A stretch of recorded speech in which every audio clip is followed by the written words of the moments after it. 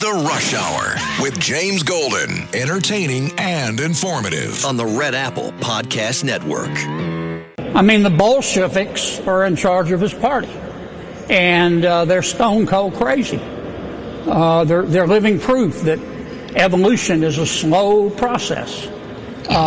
Listening to them just lowers my IQ.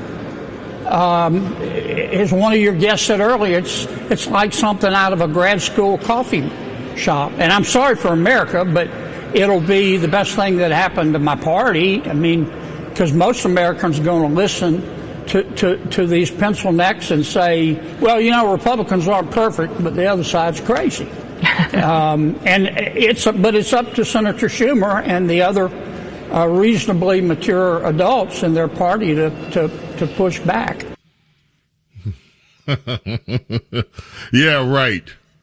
Like there's going to be pushback. Welcome, my friends, to the Thursday edition of Bo Snerdley's Rush Hour, the fastest hour in American media. And as promised, ladies and gentlemen, it's time for Radio Royalty with James Golden and America's Princess of Policy, Princess Di. She is the analysis of my life, and that's why I hope she'll always stay around. Sounds like a song, but it's true.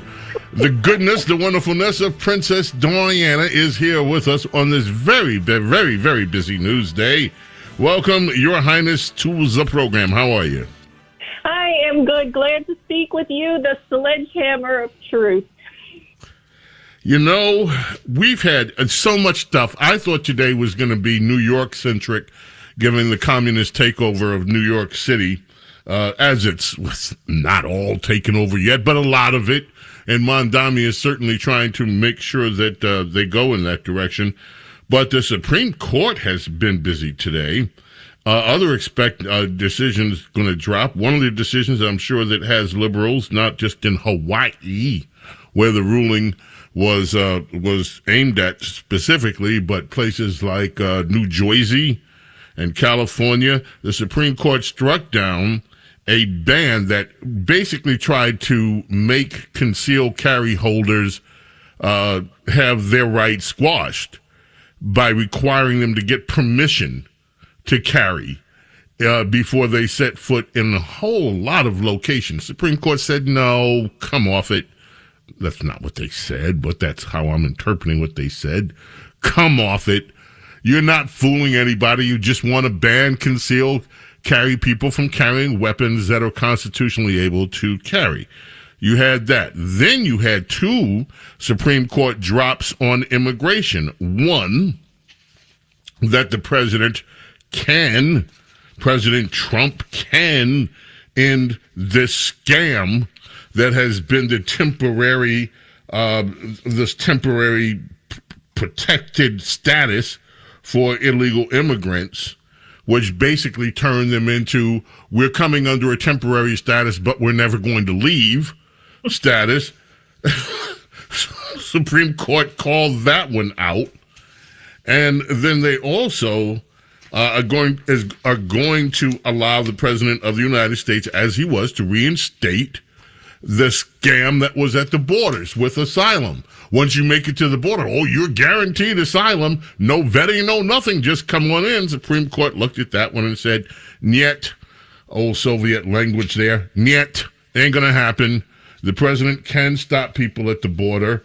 So this has to be quite a day of upset for the Democrats. What say you?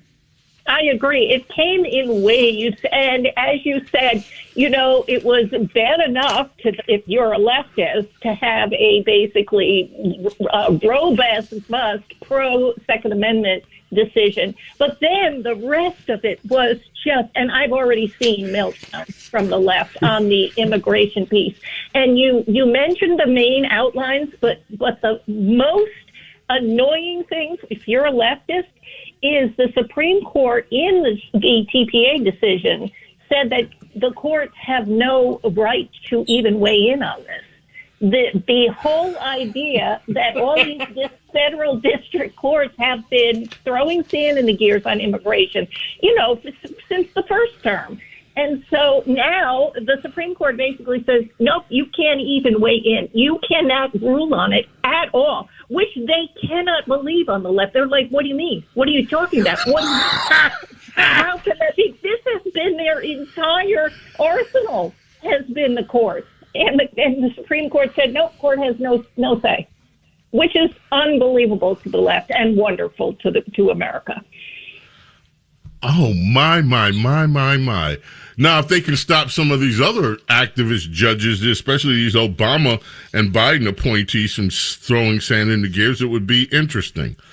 Yes, well, they've already said that district courts cannot make, national rulings, but they're doing it anyway. So they're doing it anyway. Exactly. Yes, he has slapped, especially Gorsuch, has slapped the lower courts down a couple of times in rulings, and they keep doing it. So they're going to have to basically make a much firmer response from the Supreme Court that they're responsible for this system. Wow. I hope that takes place. Now, also, today, a federal judge, here we go again, Indira Talwani, and we have heard her name before. She's one of the Obama activists, has struck down Trump's executive order to create a federal voter list and limit who can receive a mail ballot. Now, I'm not surprised at this, and eventually I think this one, if there's a ruling that is different from this in another circuit, this one could be headed up to the Supreme Court. We still have not, we're waiting. And I don't even want to say it, but I'm going to anyway, must be honest. These rulings that are the great rulings, I think, are coming out, and they just make me worry more and more about what's going to happen with the birthright citizen ruling. It's like, here's the good stuff. Now let's get ready for the wind-up, and that may be, of course, I expect it to be the last decision that would be announced of this term before they go on vacation. You have any thoughts about where you think birthright is headed? Oh, I have been saying from the beginning, I think we lost that from day one, listening to the arguments. This is not going to go our way at all. I'm not investing any emotion in it. What I'm really interested in is the election day ruling, whether or not there is, according to the Supreme Court, whether there will be an election day and all mail-in ballots have to be postmarked by then. That decision is going to have a huge effect on all of the blue state shenanigans. Okay, I'm so happy you brought that up. I want you, Princess Diana, and this wonderful, vast, and ever-growing audience to listen to what would normally be an arcane argument that took place in the hallowed bowels of Congress. And that would be Postmaster General David Steiner testified, and he's testifying about mail-in ballots and the way that the post office is looking at mail-in ballots. That is cut 16, Carlos. This is part of that discussion that took place in Congress. So last year, Mr. Steiner, you issued a rule that explicitly said that the Postal Service has, quote, no role in administering elections. What has changed? I don't think anything has changed. Senator, I'm not a political person, and the Postal Service is not a political organization. We, as you said, I think you quite aptly said, we deliver mail. That's what we do. We deliver mail. And that's what ballots are. Ballots are mail. Now, they are a special kind of mail, obviously. They need special care. Mm-hmm. And so years ago, we recommended what we call Kit 600. And Kit 600, the fundamental premises of Kit 600 is a unique barcode and a unique envelope. That allows us to move those ballots more efficiently, more securely.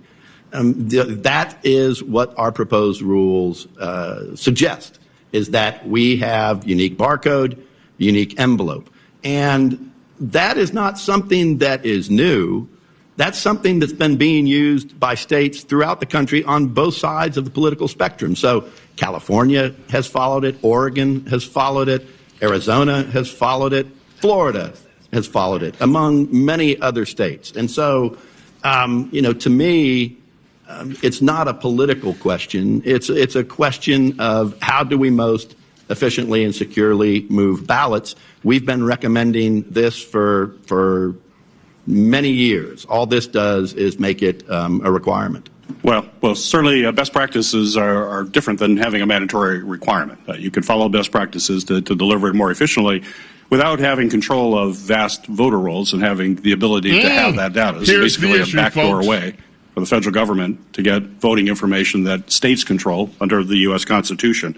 So yes or no, if a state refuses to turn their absentee voter list over to the federal government, will the Postal Service still mail their ballots under this proposal rule? Under our proposed regulation, no. We would tell the state that we need the manifest in order to... Stop right there. So, Princess Diana, this I love. Democrats, of course, are very, very unhappy. Under Kit 70 or whatever it is, sounds like something from that car that used to talk. You remember that black car that used to do all that? Yeah. Yes. Kit. Of course. Okay, under Kit, whatever it is, 700. If the states don't turn over their absentee voter rolls so that they can be matched up with these unique identifiers, the post office says, we're not going to mail out ballots to those states. We're not going to do it. This is delicious. What do you expect, Princess, Your Highness? Do you think that this is actually going to happen? Do you think the lawsuits will be endless? Do you think the screaming and moaning? The screaming and moaning hasn't even started on this one yet. Yes, I think that there's going to be mega lawsuits, of course. Yes, there, but ultimately this rule will stand. I think that this, the Trump administration, not that they're controlling the post office, but this is the result of an executive order ultimately. But the Trump administration is coming at this particular issue from multiple directions, and it's the database of the voter rolls in the states, and so the left is going to sue on all of these things. And this one they haven't yet, which surprises me. I think they were completely blindsided by the post office being the ones handling this issue of basically a trackable ballot, which is going to throw all the shenanigans out the window. I love this. This one hasn't reached front and center screaming yet. It will. Right. Yes. Yeah, this is just bubbling up. They're just telling themselves, did you hear what the post office is doing? No. What? No! It's so fun. I wonder if this one will go in front of Judge Sparkle. Judge Sparkle. We have to get into it. No. Michael, James Golden, Princess Diana is in the house. We'll be right back. The Rush Hour with James Golden. Entertaining and informative. On the Red Apple Podcast Network. The Rush Hour with James Golden. Entertaining and informative. On the Red Apple Podcast Network. The Washington Post editorial board says that Democrats are experiencing their own version of a Tea Party movement 16 years after Republicans have. The New York Daily News says the stunning victory of Mondami's left-wing allies is a dangerous blow for New York City politics. Princess Diana, talk to us about what's happening in New York, the rise of the commies. Well, there are more commies than the commies that have been in there. The Axios article, basically titled "Socialist Earthquake Leaves Democrats Reeling," talks about the so-called moderates in the Democrat Party who are just shocked.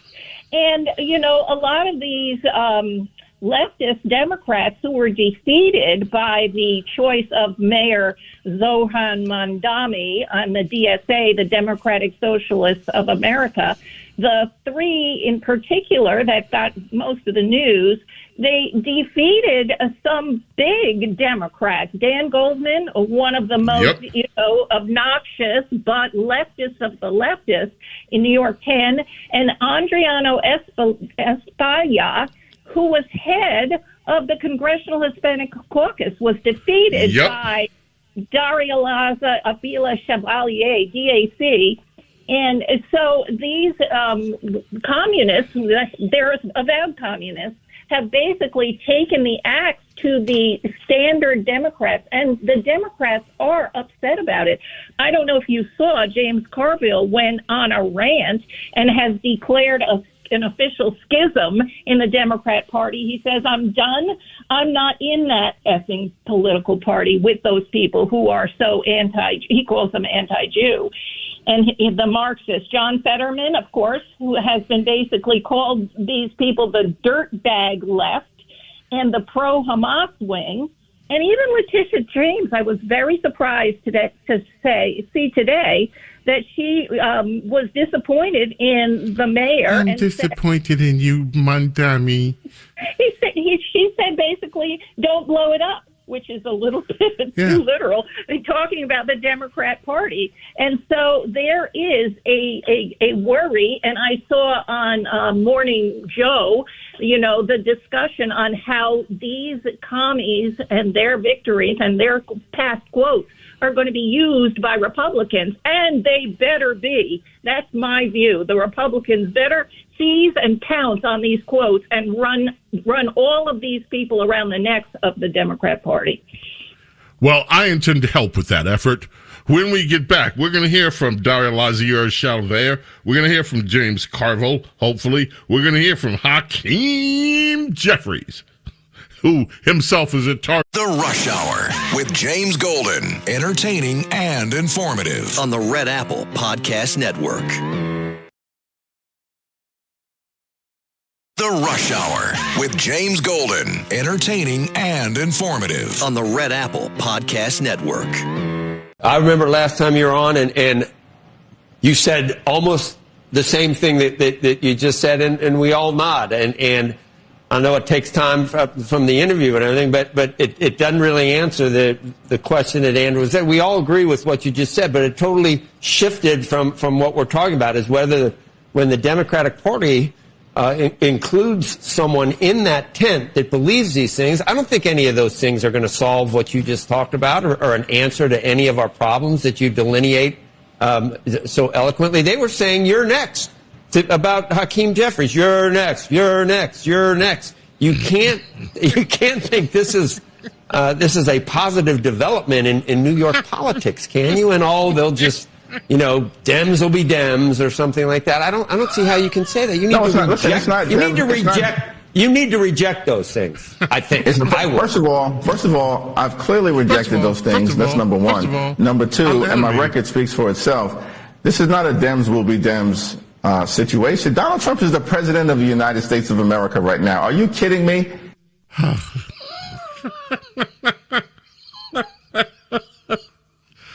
Hakeem. Oh, poor guy. You're next. James Golden, Snerdley. Okay, so Hakeem Jeffries. Now, Princess Di, I have James Carville. I have John Fetterman. We had to cut the Fetterman thing into 3 different parts. We have an 8-minute rant from Fetterman. I have Cory Booker. I have all these people. But I want to wait till Saturday so I can go over those people with you. I want to hear what you just said. You just said these people. We need to hear their quote. I played this one yesterday. Cut 25. This is Daria Lisa Avila Chalver, who is, her occupation is a PhD student until she takes over in Congress.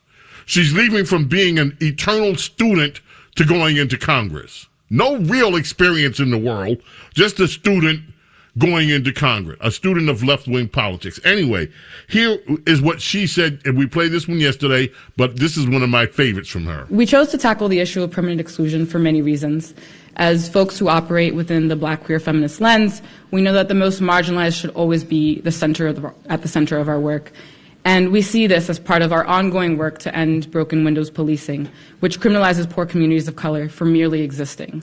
Trying to get to work on time is an arrestable offense when you don't have $2.75. And it's no coincidence that over 92% of fare beating arrests are of Black and brown New Yorkers. Okay, let's stop there because we'll play it. I got so much more from this woman. Okay, let's see. Cut 6. Go ahead. Listen to this beautiful word. She and Kamala, they need to get together. This would be so interesting. Delegation. And you're going to appear in all sorts of people's ads. All sorts of Republicans' ads to say, this is what you're going to get if you vote for the Democrats, a communist. I think that framing is one that I've been very proud to be able to say I don't respond to, one in which I have been very intentional to say I won't be reactive. We are presenting a vision of what we're fighting for, and I think for far too long we have had politics that is reactive to what Republicans are doing. What we need is Democrats who are actually going to present a positive vision, one that sets the tone for what we should be talking about, which is the issue of affordability, which is the issue of how our budgets are moral documents. If we say that we want to invest in working people in this country, then we need to do that, and our budgets need to reflect that. If we say that we value immigration... Stop there. You're hearing it. Let's move on. Here's more of this same woman. Cut 7. She had some really nasty tweets out there, and she has since deleted her old Twitter account, but she was axed a little Ebonic language, since we're looking through it at the lens of black and something. She was axed about it, and this is what she had to say. Cut 7. Here's more of the Joe Biden one. You did say you called him a rapist. Is that the Joe kind of thing that Biden's just because you're rapist. sort of a digital native and that you do on the internet, or did you believe that, and do you believe that? I think there was a lot of misunderstandings around where my posts, why they were deleted. I deleted my account many years back because I was focused on returning to organizing and my studies. I was working on a PhD program.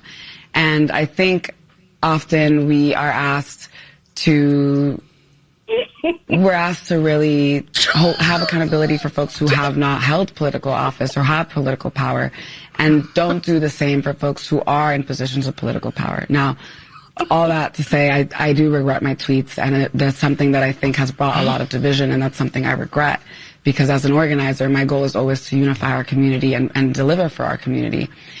And I think there is this question of why is it that when folks who do not have power, political power in this instance, are being held accountable for things we don't also hold accountable. Let's move on. Cut 9. Well, Princess, I got more of this woman. I keep wanting to call her girl, but this woman. Here's Cut 9. Your next congresswoman What's from New York. What's your response to that? The DSA has a reputation of focusing too much on class and maybe downplaying race.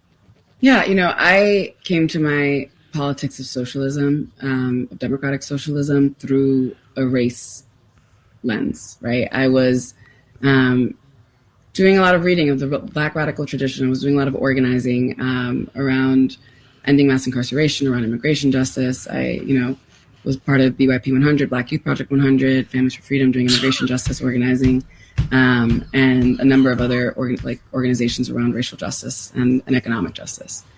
And my research, my doctoral research, is around a lot of these issues. And for me, racial justice and economic justice have always been inextricable. And that is how I came to a politics of socialism, right? And I think for DSA, I think they share politics Lord of have socialism. mercy, I can't. And I came to it through the lens of my lens. I came it through the lens of crazy. But James, she has said a lot of things more clearly that she's basically dancing away from things she has said explicitly before. And, you underestimated her. She wasn't just a student.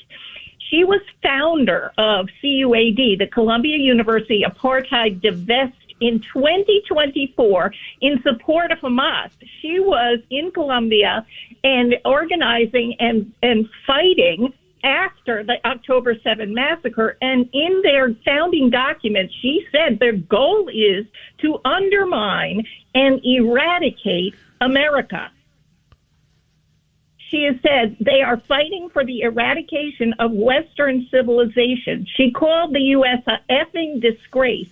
She said she wanted to translate Palestinian resistance in Gaza to unrest and violence in America. Now, this is not word salad. This is what she wants to do. And so this is somebody who I think those quotes, not her word salad quotes, but her quotes about wanting to eradicate America, that has to be known by every voter. We have to yes, I want that repeated. That is astounding. Speaking of eradicating one of the other ones, Claire Valdez that won. This is a quickie. You fly, you get on planes, I fly. Well, occasionally now. I used to fly a lot. But he listened to one of the others that Mondami elected. Cut 11. This is Claire Valdez. My hot take is we need to abolish pre-check. I've got like a million beefs with the airline industry and the process of having to fly. We need to like nationalize the airline industry. But let's start by abolishing. We need to abolish pre-check, and we also need to nationalize the entire industry. Okay, and then there's Abba Kawas, cut 27. Here's another one, Abba Kawas, that one of Mondami's angels, one of the women that he helped. And so, finding that, the system of capitalism and racism and white supremacy, etc., and Islamophobia have all been used, to colonize lands, right, to take resources from other people. And so this is like a long trajectory, and we're just seeing the manifestations of that continuation, right, with 9/11. And so a lot of times when people are asking us to respond about, attack, right, if you look back, historically, right, a lot of us come from lands that were colonized, lands where wars are being waged, right, a lot of times because of U.S. policy or the policies in Europe. And so I find that we can connect over that, but then also that the idea that we have to apologize for a terror attack that a couple of people did, and then there is no apologies or reparations for genocides and for slavery, etc., is something that I kind of find reprehensible. The idea that we have to apologize for a terror attack that a couple of people did. Yeah, or some people stupid 9/11. Yeah, some people did something.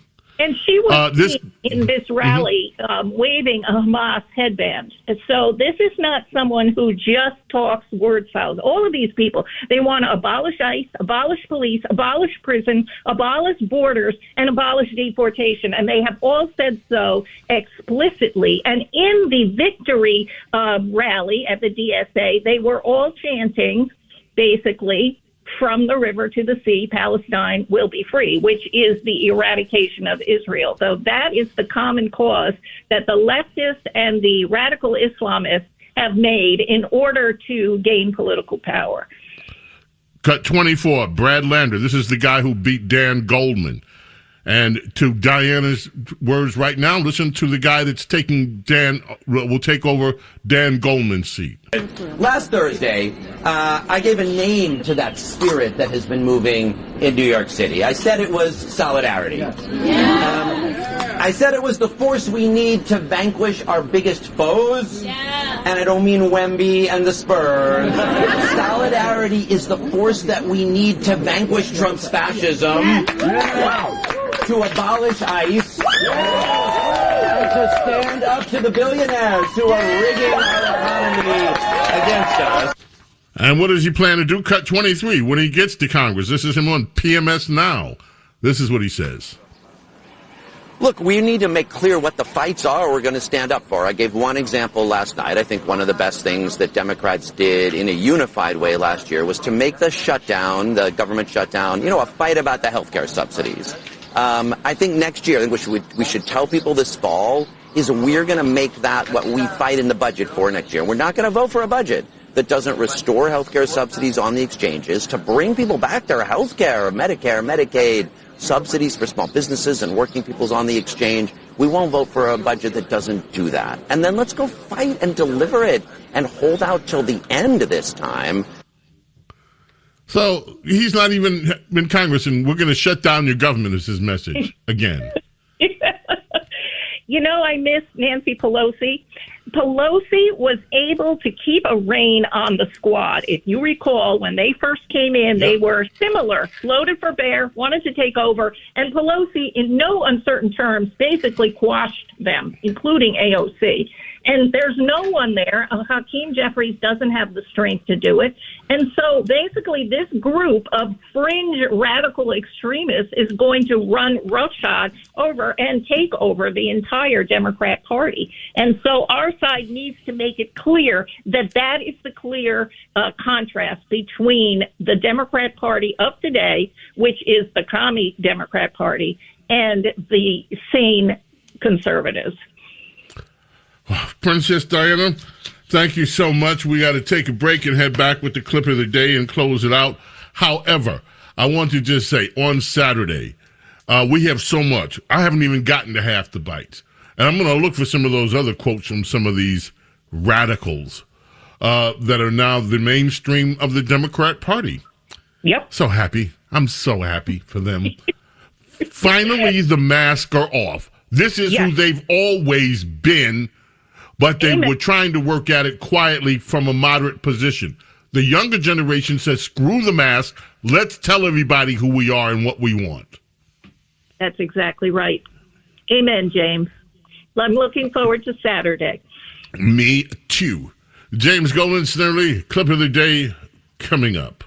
The Rush Hour with James Golden. Entertaining and informative on the Red Apple Podcast Network. The Rush Hour with James Golden. Entertaining and informative on the Red Apple Podcast Network. The clip of the day. You want to hear it. It's the clip of the day. And it is DHS Secretary Mark Wayne Mullen with Congresswoman Rosa DeLauro. She's trying to spread the idea Trump separates children, and I'm telling you what, Mark Wayne Mullen was not having it. This is just a quick sample of it. Here we go. Mr. Secretary, do not interrupt. Don't you point your finger at me. Don't I be a will hypocrite. point my finger at you. Don't you be a hypocrite then. Then you be as you should be as upset about the 450,000 kids that were lost. You didn't say a word about it. For 4 years, you never said a word. Mr. Secretary. Could you put him in his place for don't yell at me. You should I'm be put in your place. Mr. Secretary, if you would like 4 minutes for a closing statement when everybody's done, I'll give you that. But while members are on their 8 minutes, I need them to have their 8 minutes. I started my comments. I appreciate that. My issue is that they say this for sound bites, and I'm not going to let them say something What did like you that. do just recently for sound bites? I sympathize with the 400. We are going to have something resembling order here. Yeah, no, you're not. I am getting some great comments. Tom Bond has weighed in. Grant Schrock has weighed in on all of what we have heard from these sound bites. Unfortunately, we're out of time, so I'm gonna hopefully do them tomorrow or catch up on Saturday with this stuff. Great comments too, ladies and gentlemen. I know where I was on this day in 2009. I was in the studio during the Rush Limbaugh show when the television news flashed the news and couldn't believe it. True, Michael Jackson had died, age 50, after suffering heart failure in his homes at Beverly Hills. What can you say about Michael? MJ? Well, a lot. And people are going to be saying a lot about him as long as there are discussions about music. He was just simply the best at what he did. Also, I just want to mention Arif Mardin passed away on this day, too. He's just one of the most amazing behind-the-scenes players. Arif Mardin, Turkish-American producer, just amazing, who passed away in 2006. Remembering Michael, remembering Arif. As we get ready to close things out here.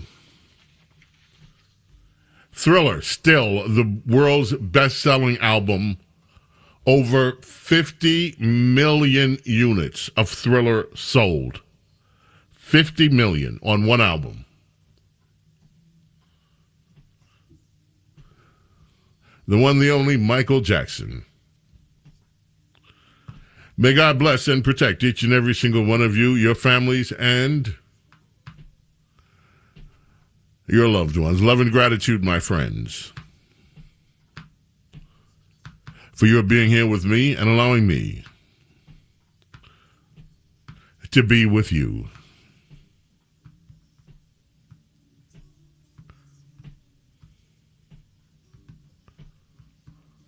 God willing, back tomorrow for the Friday edition of Bo Snerdley's Rush Hour.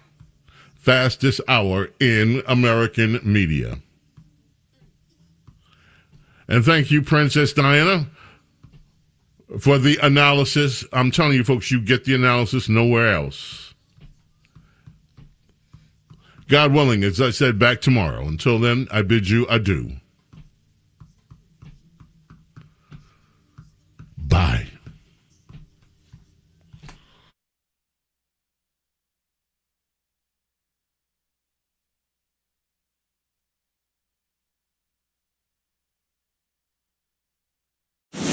Thanks for listening to Bo Snerdley's Rush Hour. You can hear Bo Snerdley's Rush Hour weekdays at 4 on 77 WABC. If you like the podcast, share it with your friends and listen anytime at WABCRadio.com and download the WABC Radio app. Hit that subscribe button on all major podcast platforms. Plus, follow WABC on social on Instagram, TikTok, Facebook, and X. See you next time for a new episode so you never have to wonder. What the heck is going on here?